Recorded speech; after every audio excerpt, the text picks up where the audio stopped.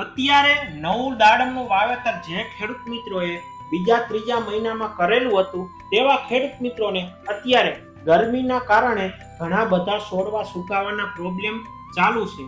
તો ખેડૂત મિત્રો તેમાં આપણે શું ટ્રીટમેન્ટ કરવી જોઈએ જેના કારણે આપણા છોડવામાં એનર્જી આવે અને સુકાય નહીં, તો તેની વિસ્તારથી આ વિડીયોમાં ચર્ચા કરીશું. તો ખેડૂત ભાઈઓ, તેમાં આપણે નીચે જમીનમાં ડ્રિન્ચિંગ કરવું જોઈએ જેના કારણે આપણા છોડવામાં એનર્જી આવે. તો તે એનર્જી આવે તે દવા આપણે સીવીડ લિક્વિડમાં આવે છે તે તમારે 15 લીટરના પંપમાં 30 થી 35 ml લેવું અને ભેગું હ્યુમિક પાવડર ફોર્મમાં આવે છે તે પણ તમારે 15 લીટરના પંપમાં 30 થી 35 ગ્રામ લેવું.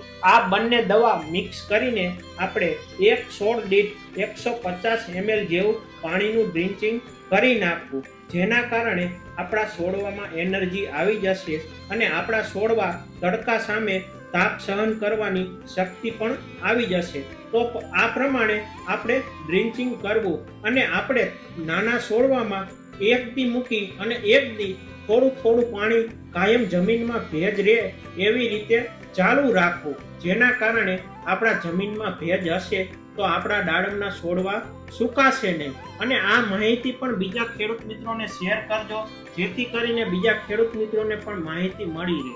નમસ્કાર.